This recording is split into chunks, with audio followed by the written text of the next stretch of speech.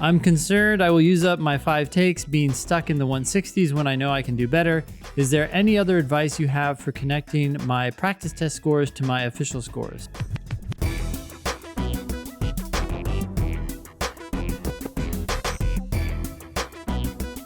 Hello and welcome to episode 471 of the Thinking LSAT podcast. I'm Ben Olson and with me is Nathan Fox. We're the co-founders of LSATdemon.com and the LSAT Demon Daily podcast.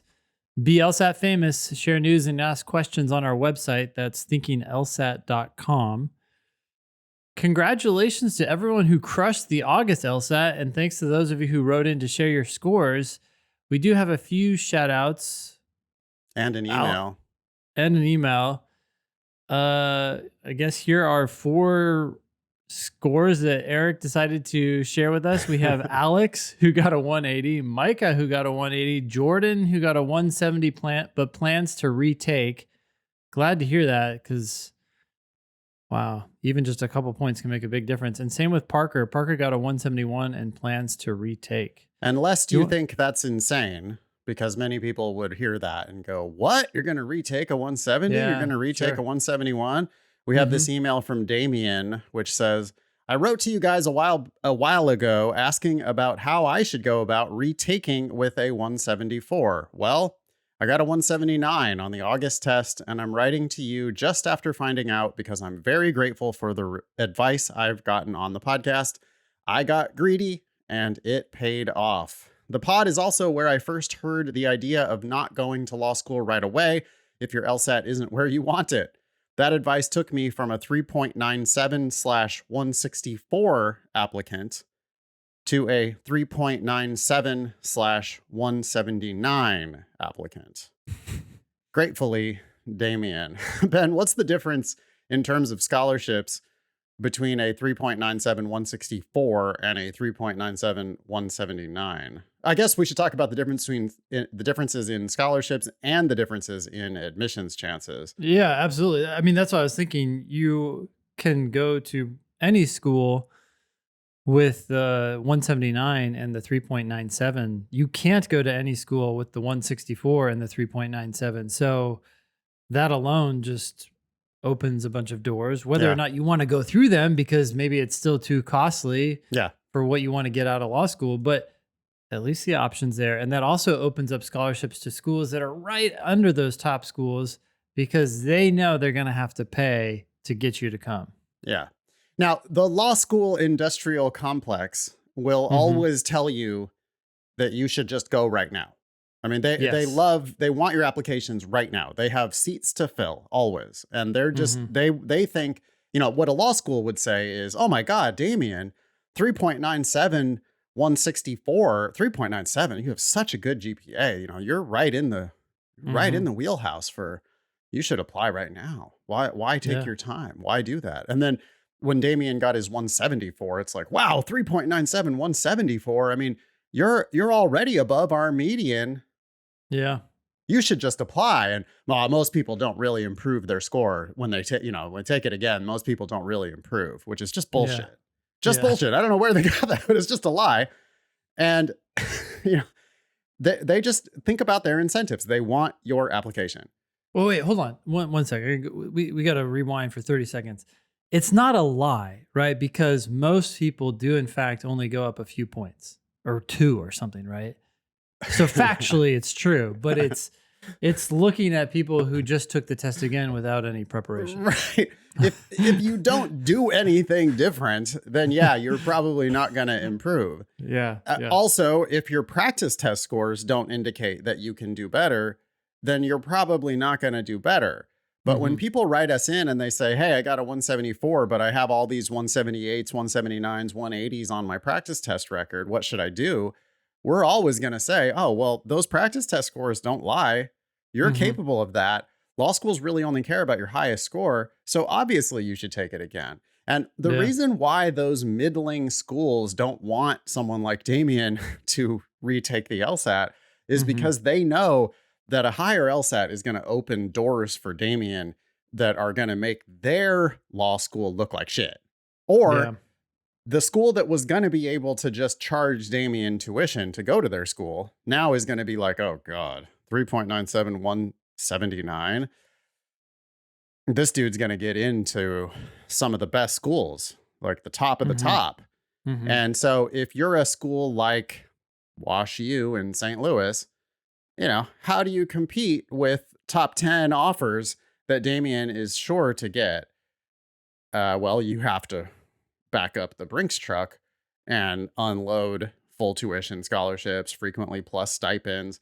So you're going to run across people in the law school business, people who work at law schools. If you ask them for their advice, they're always going to say, "Oh, no, you're a great applicant." And we use a holistic process that looks at everything about you and Yeah, your personal life right. experience. Yeah. All right. And meanwhile, the data on the 509 reports just doesn't reflect that. The data on the 509 reports reflects that they heavily weigh LSAT and GPA. And Damien had the GPA, but Damien was about to make his GPA sad Mhm. by applying with a 164 or even a 174 Yeah. because he had it in the tank. He had the ability, and many people do have the ability to score in the high 170s. He got greedy, he retook it, and now, I mean, God, think about the options that Damien is going to have if Yeah. he applies broadly. Damien, we still want you to apply to 15 schools. Yeah. Get the offers and because some of them aren't going to be good. Some of them are going to No. be bad because the school, Oh, for he's whatever going to get reason, you don't. waitlisted. Yeah. He's going to get outright denied. He'll Yeah. apply. If he applies to Harvard, Stanford, Yale, one of those is going to just say like, nope, just See ya. denied. Yep. and he doesn't know who's going to be who. So that's why he has to apply broadly so that he can get a broad range of offers.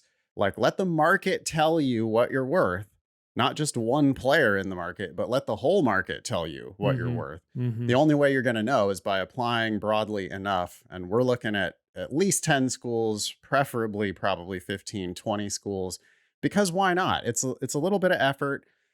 It's, a couple $1,000s probably in LSAC fees, Unfortunately. Yep. Mhm. unfortunately.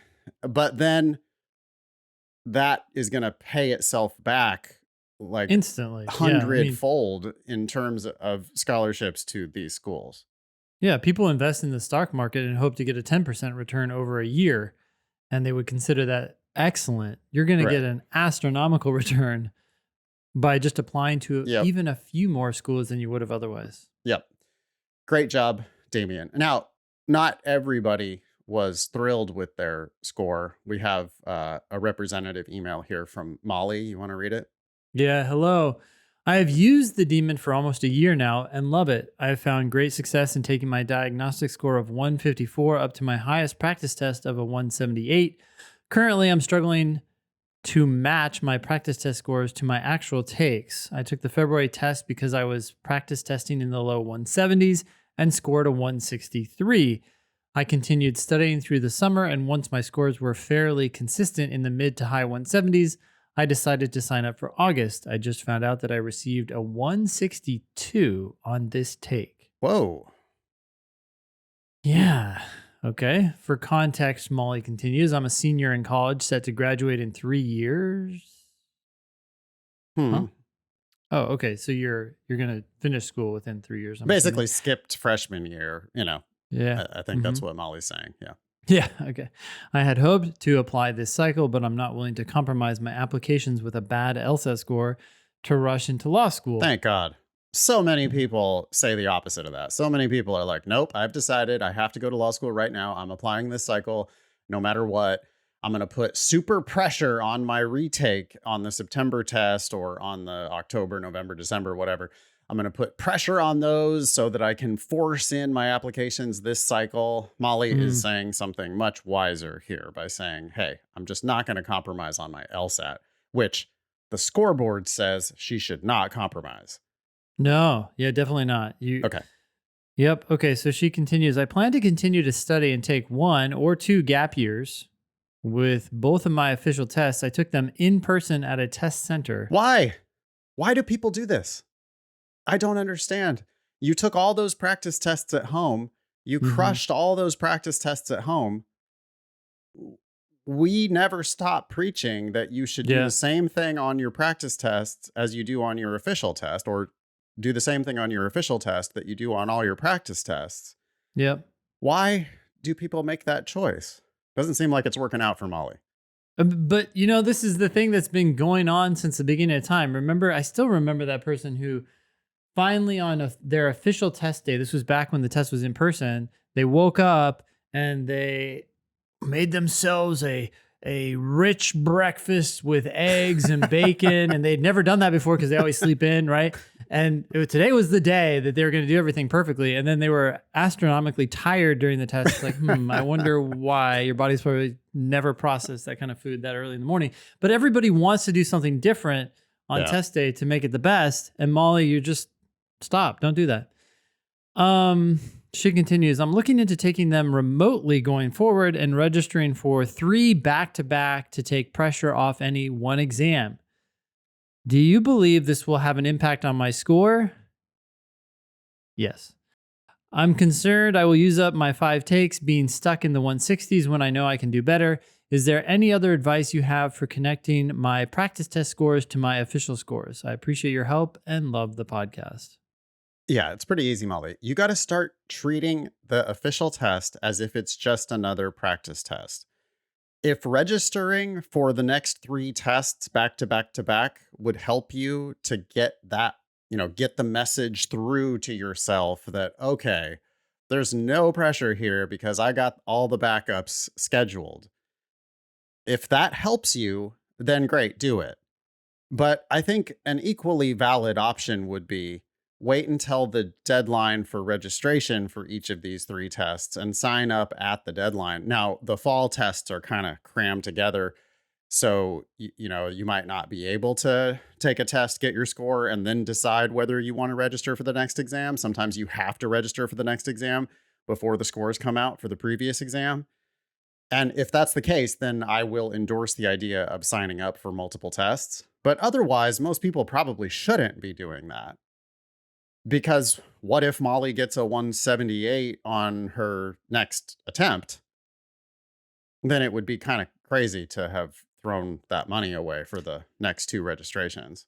True, but the counter argument to that is that money is really astronomically small. Even though it's big, it's small relative to all the money that we're talking about for law school. And I love the idea that the presumption is that I'm going to take it, because you also have people who get a 172 and they say, okay, good enough. Great. It's like, no. The presumption is that you're going to keep taking this until you match your practice test scores or you're done taking tests because you have no more. Yeah. Molly, I do endorse the idea that you're probably going to take the next 3 tests back to back to back. You certainly should be committed to the idea of taking the next 3 tests back to back to back. You should put them on your calendar for sure. You should not be planning any, trips to Machu Picchu on the days of those tests because you want to make sure that you're able to take those tests if necessary. Your practice tests indicate that you're ready. There's absolutely no point worrying about running out of your official takes. I mean, you should be trying to run out of your official takes when you have practice tests as high as you do. And the fact that you are currently right now a 163 in the eyes of the schools while having mid to high 170s on your PTs, like Ben and I know that you're a mid to high 170s applicant. But the schools aren't going to know that until you get that on your official record. So you do need to keep taking the test officially until you get one that reflects your true potential. You should be committed to the idea that you are going to take those next 3 tests. If you want to go ahead and sign up for them, fine. I'll allow it. And then when you take those tests, you got to stop doing something different on the day of the official test than you're doing on all those PTs. Now, we know that you've been doing one big thing differently, which is you've been going and taking them in person when all your PTs were at home. That's a bad plan. Why would you do that? I would also contemplate, Molly, what else have you been doing differently, if anything, on your official test? Ben, you want to talk about maybe some of the ways that people can behave differently on their official tests than they did on all their practice tests? Yeah, totally. I mean, one is people tend to go faster because they try to finish even just one or two more questions that they normally finish because they're trying to do a little bit better. Today's the day that I'm going to get a Yeah. 180. I'm going to replicate that 178, which was my highest score. I'm shooting for my best today. Yep. And And shooting for your best while doing something different results in a score that's outside of the range of what you were doing on all your practice tests. totally. And the same motivation can lead other people to do the opposite, and that is to triple check every answer because they don't want to miss a Right. single one. And then you're doubting yourself on a very, very easy Yep. question one, question two. Yep.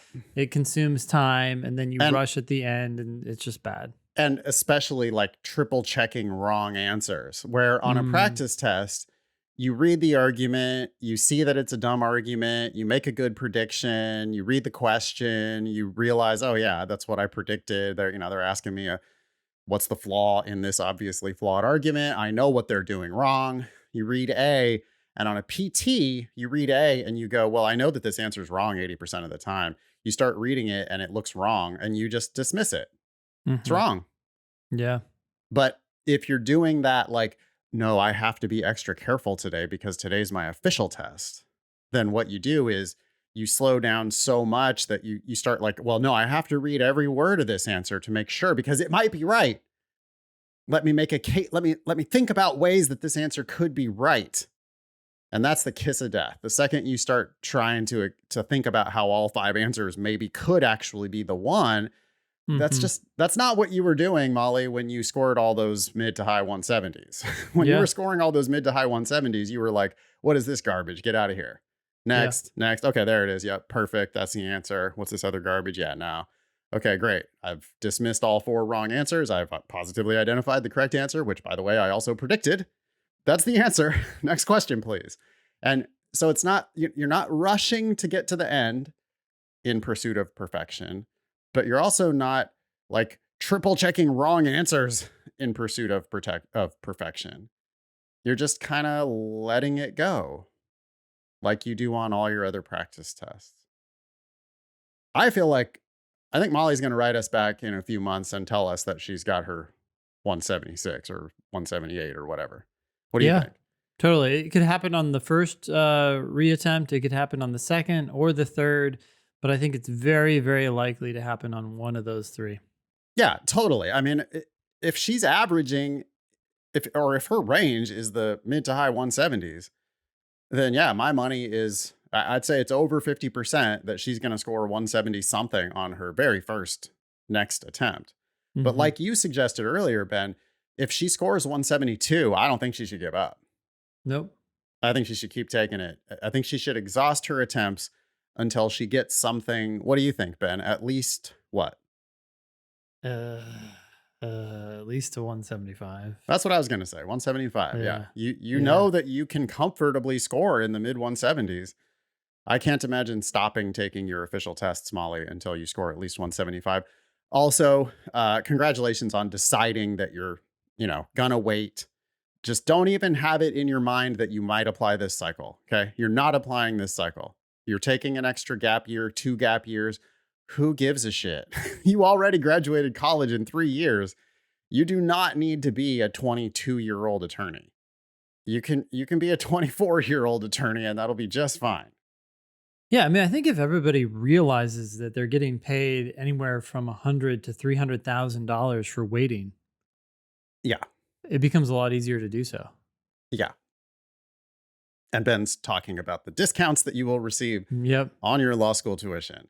Law Yeah. schools charge basically fictional tuitions because they give so many scholarships. Didn't we just see recently a school that charges $80,000 a year for tuition? 81. Yeah. That was Cornell. Yep. Just an 81,000. It's astronomical probably sum. on the agenda later. Well, maybe we'll get to it, but Well, what's hear scary, about that. yeah. What's You'll scary hear about about that that? later.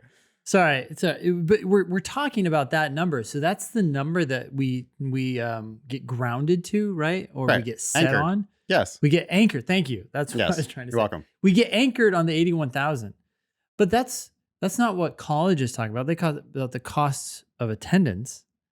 And the cost of attendance is actually $123,000. That's the estimated, of course. Everybody's costs are a little bit different because everybody pays a different amount for their rent and whatever. But just imagine that for a second. You're going into a school where you're going to pay $120 something thousand a year if you pay full tuition to be educated. And you're going to do that 3 years. Yeah. You're not earning money, you're spending money, and it's just a wild amount of money. Yeah. It sure is. Ben, did you happen to see the piece in, I'm not sure if it was in the Times or if it was in the Wall Street Journal, but yeah, the piece about designers, dorm room designers.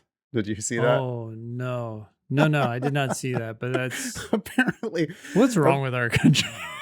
Well, what's wrong with our country is that we have way too much money, but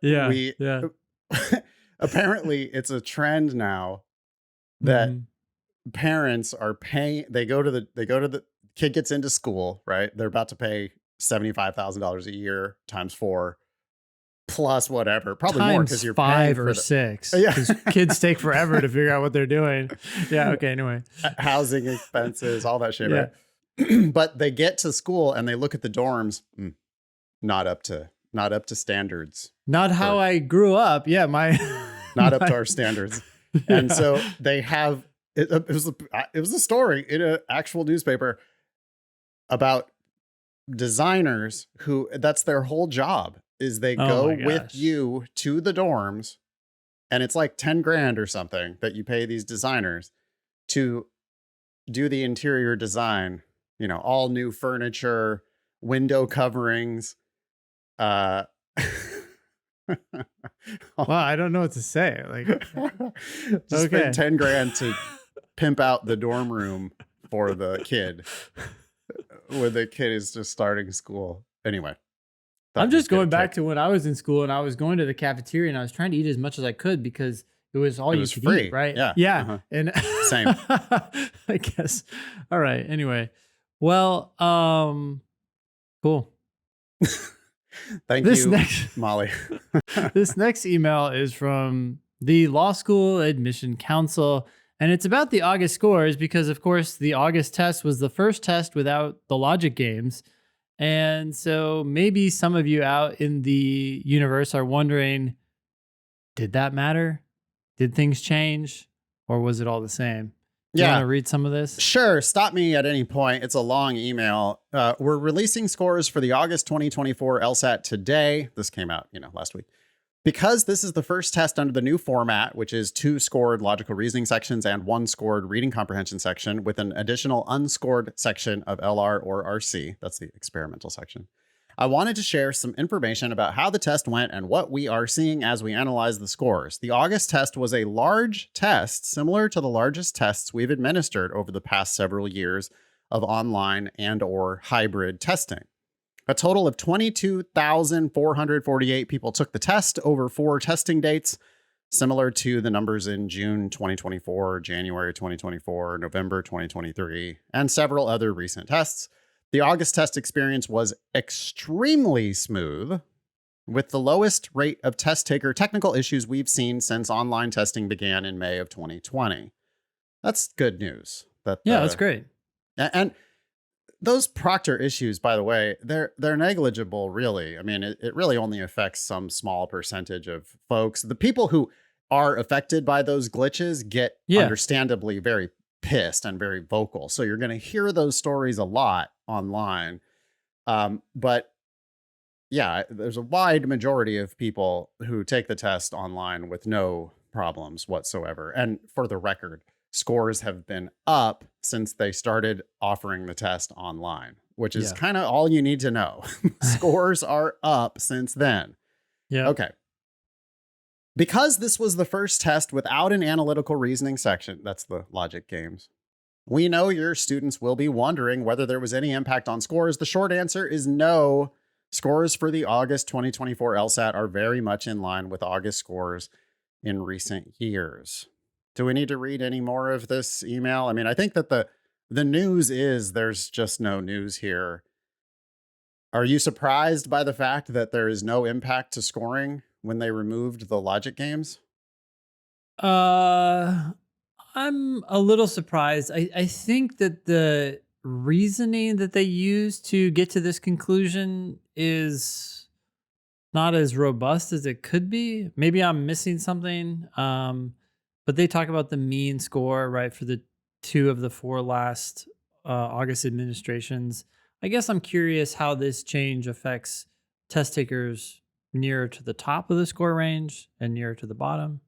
Oh, so they're not actually providing, like, you can hide a lot of variance if you only talk about the mean. And that's Yeah. something that we talk about a lot because lawyers, first year lawyers, Yeah.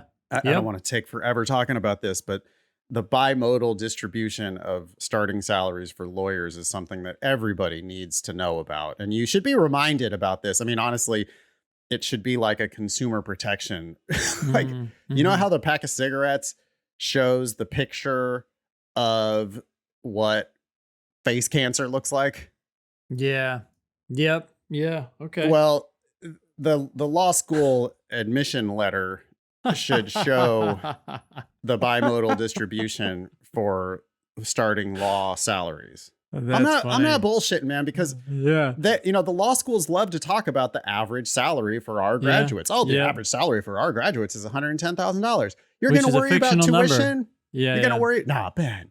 You're going to worry about tuition at our school when the average graduate makes $120,000?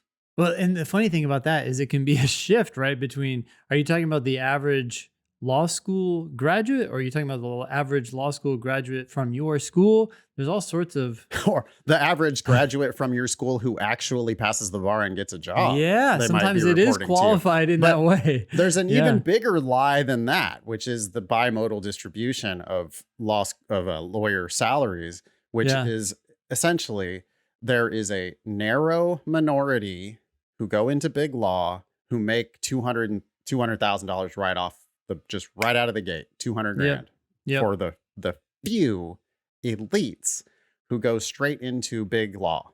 We're talking about law firms with 1,000 lawyers and, you know, the cream of the crop that they skim from every school. And of course, they take more cream off of Harvard, Stanford, Yale, you know, those kinds of schools. Everybody can go into big law if they want to. But that's not the case for a school that's ranked 20th in the country. And the few go make 200 grand. Then everybody else goes into small firms, medium firms, government jobs like DA's office, public defender's office. They go into nonprofits. They go into all these other jobs. And they make an average of like $55,000 or $60,000 a year. Yeah. But law schools never talk about that. Law schools don't ever mention, oh, by the way, 75% of our grads make an average of 55,000. Yeah. Instead, they say, oh, the average starting lawyer makes 100 grand. Yeah. Yeah. Because a few of them are making 200 grand and then everybody else is making 55 or 60,000. And it's just, they hide the lie inside that. Okay. Anyway, I'll get off my soapbox about that. How does that potentially apply to the numbers that they're reporting here when they say, oh yeah, didn't have any change at all? Yeah. Well, so what happened, right? So is it possible that test takers such as those who had studied physics or economics or some other hard science in undergrad saw their scores drop, whereas other groups saw their scores increase? Because historically, hard science students tended to do better on the LSAT. And part of that was the games. Because of the games, yeah. Yeah, part of it's the test just in general, because even though it is a written test or like a verbal test, underlying the words are these hard and fast rules, right? Which, yeah. So there probably were winners and losers with, you know, they're reporting. By the way, it doesn't surprise me that the average hasn't changed because they are in charge of the scoring scale. Yeah, so you can adjust the scale. They set the scoring scale. I mean, they're the ones who set the scale. So if they set the scale whatever they want, then they can determine in advance that there's not going to be a difference in the scoring. But there's another cohort that I feel like probably benefited from the logic games. that now no longer benefit in the same way. Mm. What do you think about people who have time and a half or double time? Mm-hmm. I Yeah, think they time and may a half and double time is way more overpowered on a section like the logic games. certainly, because you can just go through and test each individual answer choice in a way that you Right. can't sometimes decode a logical reasoning question or Well, especially a you reading just might not know passage. what those words mean. And Yeah. so it doesn't matter how much time you're not capable of, you don't know that vocabulary, or you don't know how, like, that sentence is just too dense for you and you're just not going to be able to unpack it no matter how much time you have.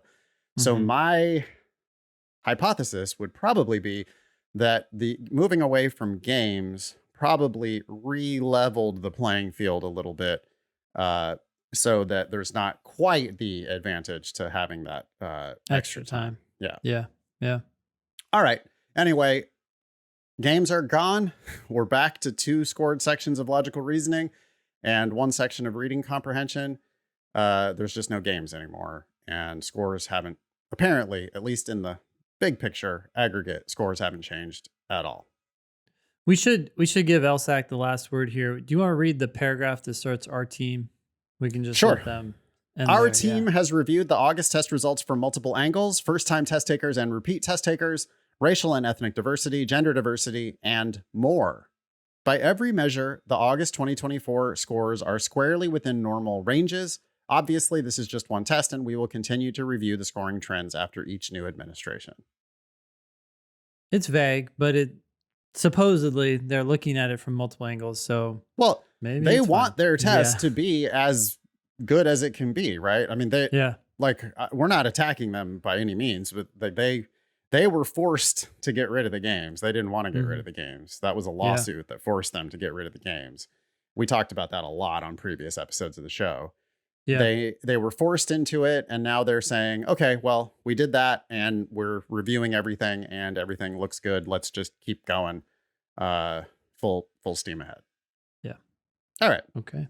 I think it's you to read this next email from David. The subject is thoughts on an LSAT score audit. Hello, Ben, Nathan, and Eric. I called LSAC this morning to get more information on the score audit to see if it was worth it. Their website mentions that for the August 2020 Flex test, they received 44 audit requests and none of them resulted in a changed score.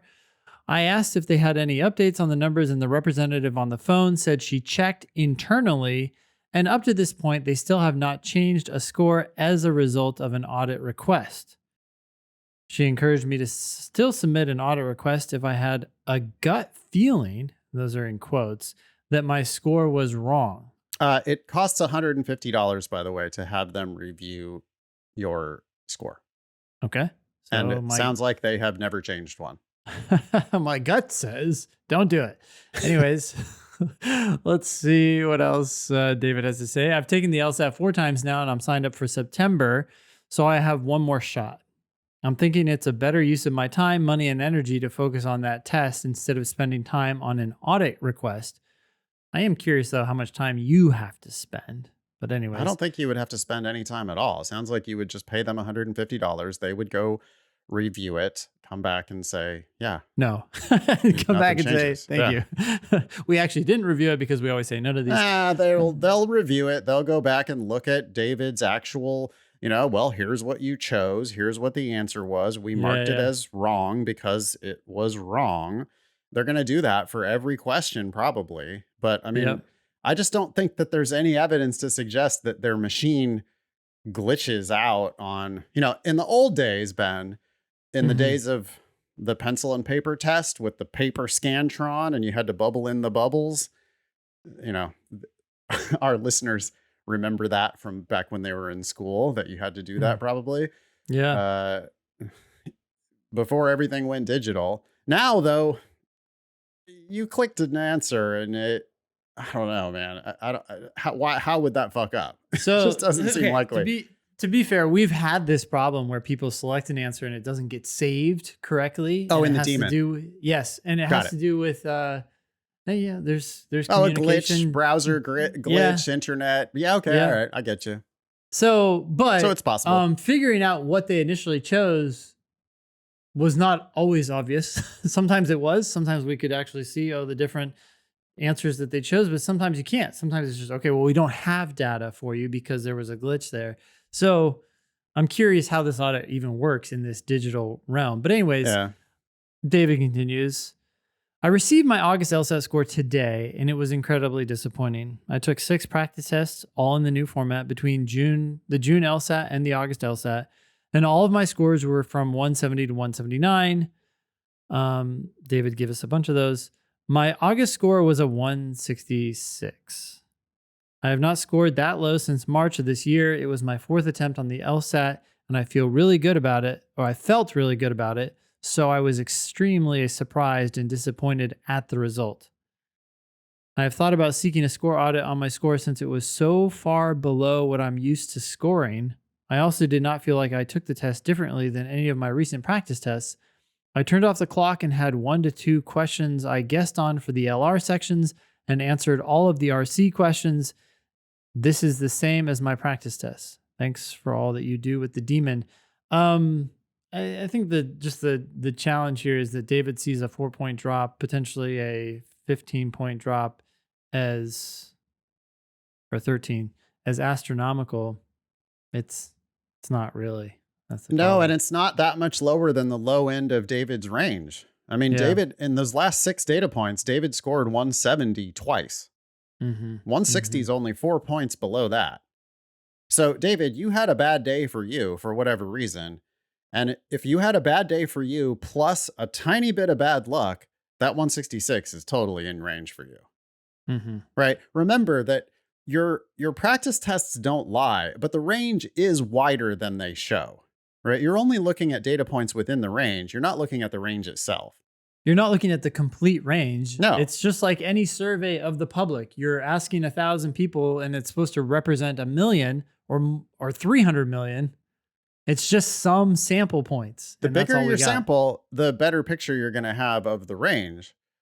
David only had 6 data points, and Yeah. he shouldn't probably have had more data points than that, because 6 full practice tests in 3 months, that's pretty good. I mean, I don't know Yeah. that you would need to take more practice tests than that. Mm-hmm. But just David, 166 is not that far outside of the data points that you know are in your range. Yeah. And maybe 166 was actually within your range. Apparently Yeah. it was. I don't think this was any kind of a glitch. Mm-hmm. I could be wrong. And depending on how much $150 is worth for you, maybe it gives you some peace of mind to just say, yeah, I don't think that was right. Can you go back and look? But even if there is some adjustment, it's unlikely that it's going to be an adjustment all the way up to 175, right? Like there might be 1 or 2 where they're, oh, right. Yeah, that was actually a glitch. Good catch. It just seems real unlikely that they're going to come back and be like, oh, yeah, it was actually a 178. I don't. Yeah. Now, pay $150 for a slim chance that that might happen? I don't know. But the chance seems really, really slim. So probably not. Any last advice for David? I mean, what do you think David should be doing as he heads into his 5th attempt at the LSAT? Yeah. I mean, the same advice we gave earlier. I can't remember the person who wrote in before, but just make sure you treat your last test like your official test. I mean, like your practice test. Yep. Yeah. I know that David is saying he feels like he didn't do anything differently. Mm-hmm. And that's great. Then maybe you just need to do that again. And, like David could have had a bad day for him with some bad luck, 166. David could have a good day for him with some good luck, 180. Mm-hmm. Right? I think, David, it's clear that you should take it again. You're a really good bet to score higher. Just don't shoot for that 179. Instead, just shoot for something that's comfortably within your range. 170 anything is going to be a big improvement over that 166. Keep going. Let us know how it goes. Thanks, David. All right. So last week, MIT released demographic data about its undergrad class of 2028. This is the first time since the Supreme Court banned affirmative action in college admissions. We have some numbers here. Maybe you could read these. I do want Yeah, this is going to be interesting. So let's talk about it. Yeah, and they're continuing to come out for other schools as well. But MIT was the first one to release the data. Again, this was the lawsuit. Do you remember the name of the suit? Fair or something like that. I don't know. Yeah, that's right. Fair something against Harvard and UNC, I believe it was. Yeah. And the Supreme Court said you cannot use race as an explicit criteria for law school admissions, or for school admissions, School admissions. That yes, applies to everybody. for Yeah. And that's where we college and university admissions. Yes. Yep. And we talked about the LOP list where they were Okay. just cutting people Right. off. Yeah. I think this was Harvard that had what they called this LOP list, where they would put people that were on the bubble, and it was like they called it the LOP list because they had to lop some of them off. And one of the explicit criteria was race, Yeah. that they were going to not lop underrepresented minorities off of the list. And the Supreme Court said, yeah, you can't do that.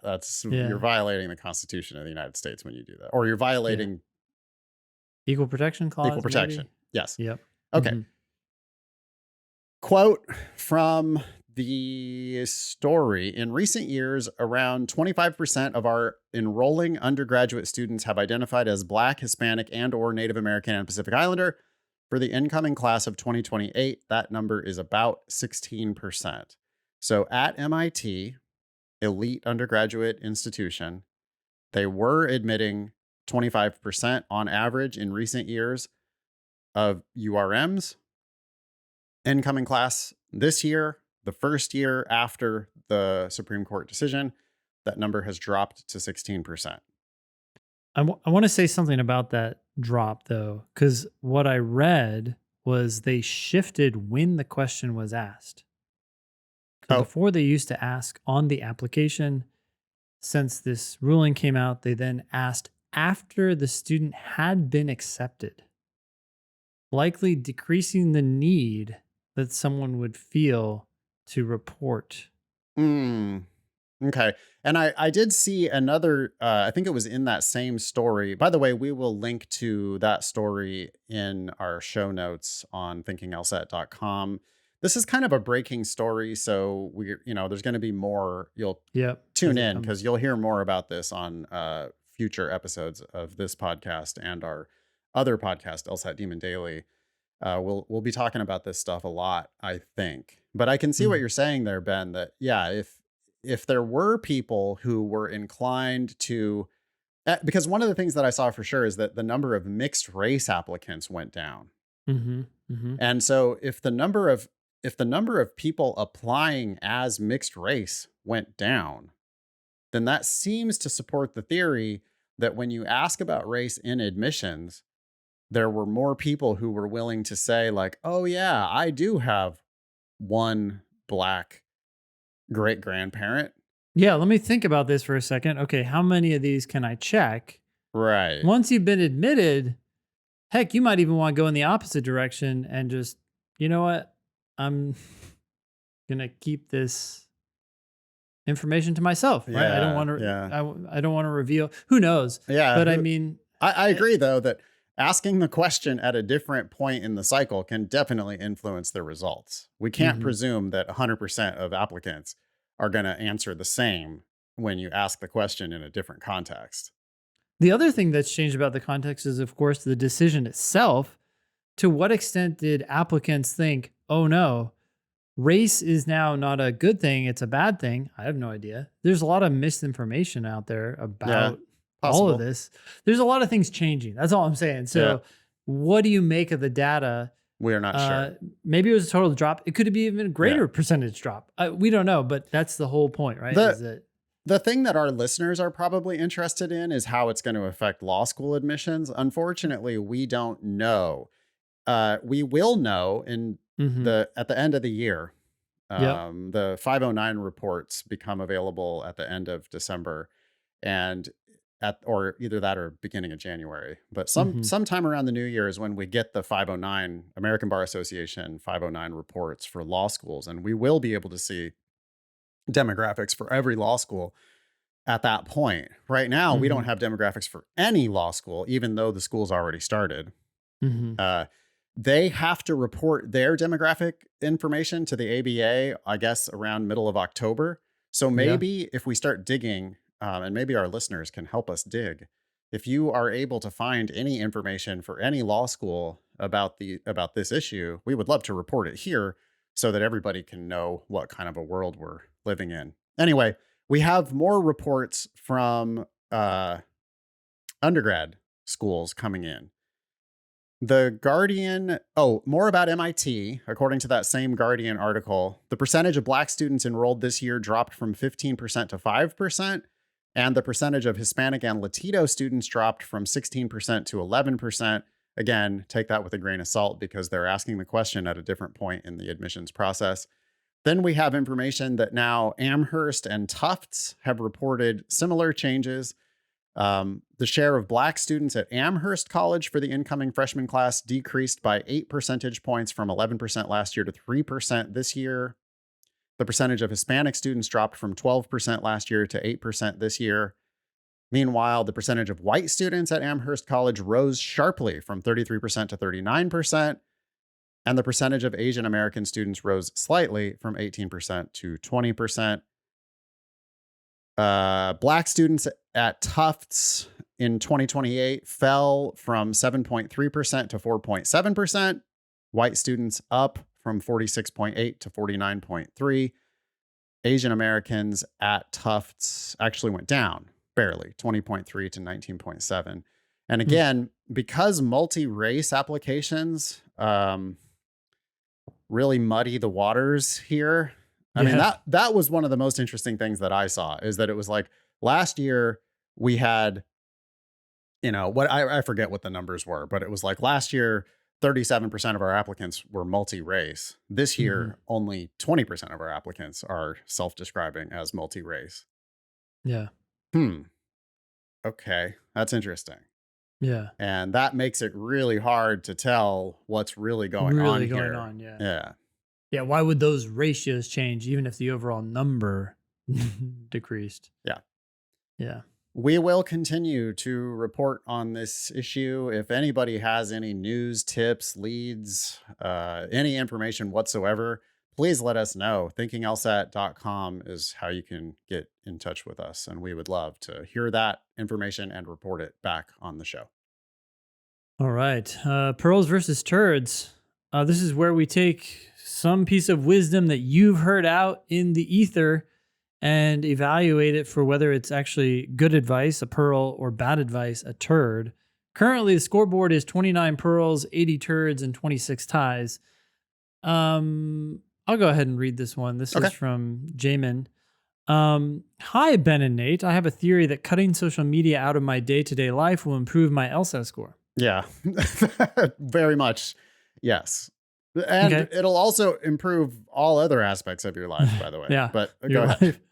I would get some time back, but I theorize that the slow, methodical thought processes required to score well in the LSAT are so radically different from the mindless scrolling on social media that I may see a measurable improvement on my practice test if I remove social media. Okay.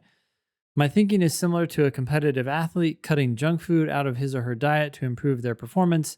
Do you have any insights you could share to prove or disprove this theory? Thank you for the podcast and the demon. Keep up the good work.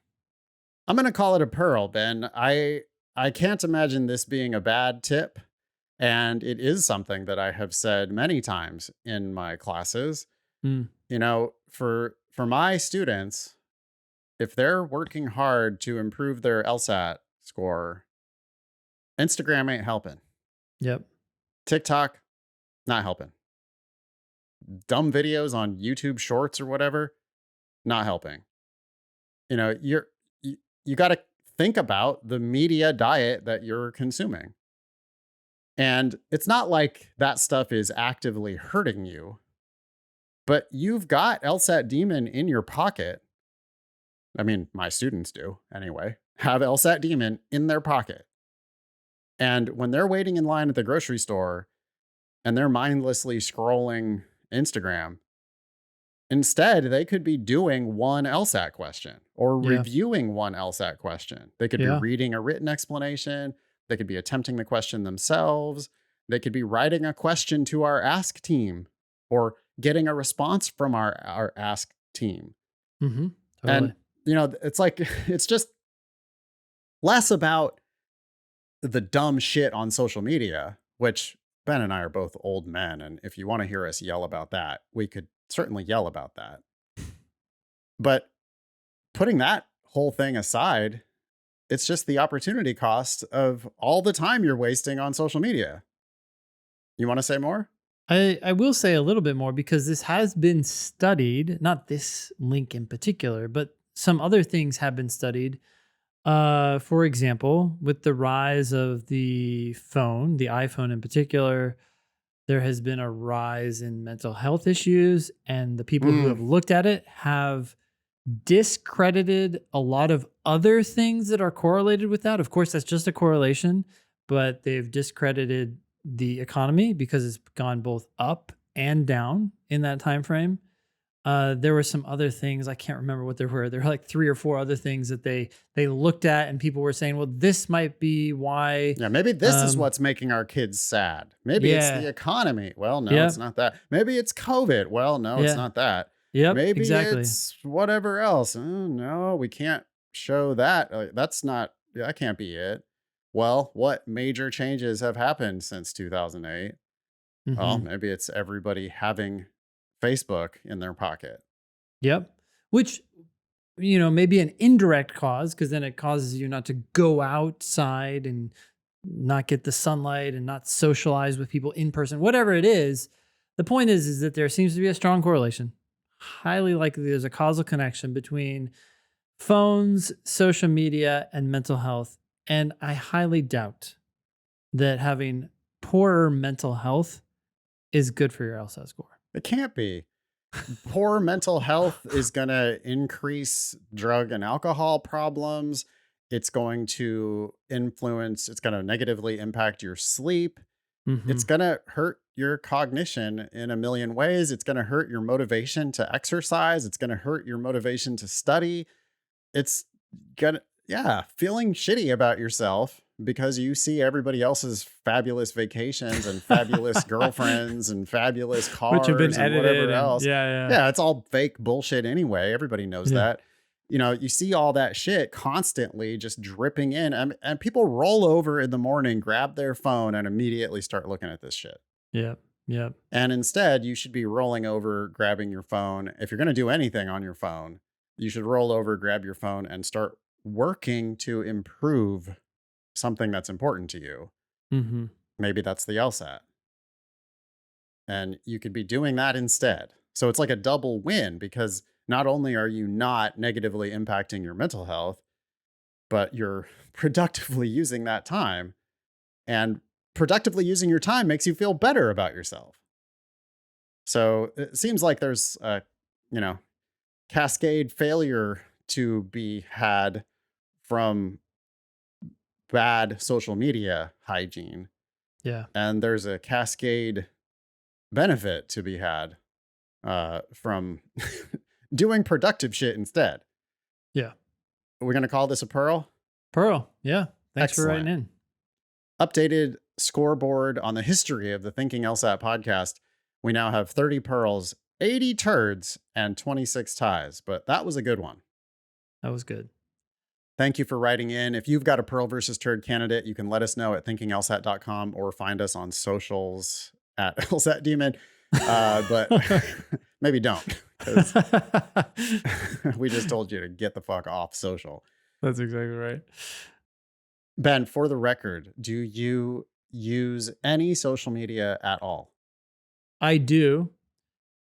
I check it to see what my wife has sent me via social media.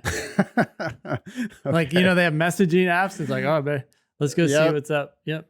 Okay, interesting. For the record, I don't look at any social media. I mean, we're both old men, right?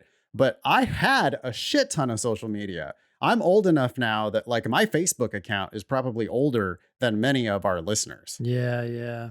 You know, You never had MySpace, did you? That would be ancient. maybe Maybe I did. I mean, I don't remember making a MySpace page or whatever, but Yeah. I was on at one time or another. I was on probably all of the socials, especially Facebook. I mean, I remember when everybody was on Facebook and it was cool and interesting. And it was like, wow, this is great.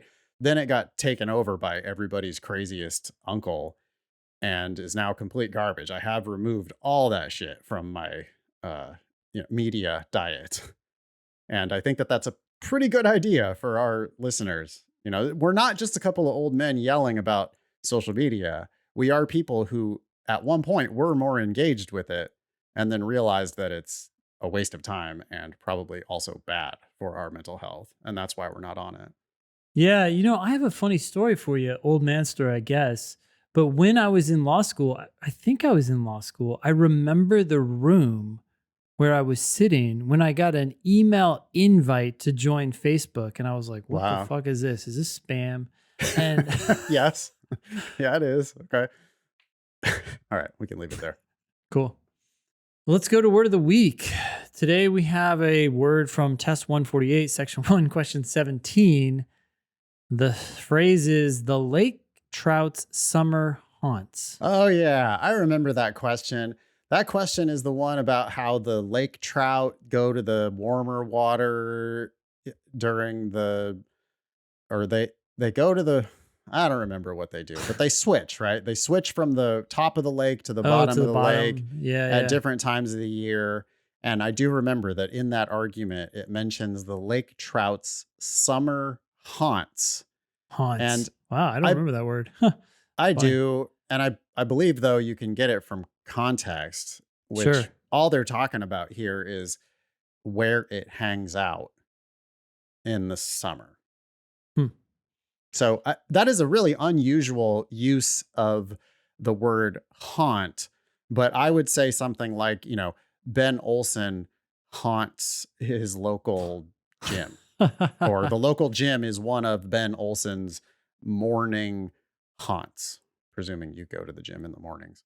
Yeah. The gym is a morning haunt of Ben Olsen. Okay. Yeah. Abigail writes the noun haunt means a place habitually frequented, which is what you just said. And she notes we've gotten several Ask Button questions about this. At least one student thought it referred to the trout haunting their prey. Oh, interesting. Yeah. No, haunt and hunt are two different words. And even though they are similar, and even though similarity sometimes does mean that they have similarity of meaning, here it just means that that's a place where they hang out. Yeah. And I do think though, there's hunting, but I think they meant like haunting, like scaring, right? Maybe. Oh, yeah. Like Halloween haunting. I mean, I guess it would actually work though, because if that's the place where they are haunting, well, but if people didn't realize that it was connected to the location, right? Yeah. It's the student thought that it was in the mind of the prey, that they were haunted. They're having nightmares about the lake trout. That's funny. Yeah. No. Okay, cool. Be LSAT famous. Please ask questions or share news with us on our website, thinkinglsat.com, or if you dare, on our socials at LSAT Demon. Questions about the LSAT Demon, you can ask our help team. That's help@lsatdemon.com. Check out our other podcast, LSAT Demon Daily. That was episode 471 of the Thinking LSAT podcast. Thanks all y'all for listening. Nice knowing you. Don't pay for law school.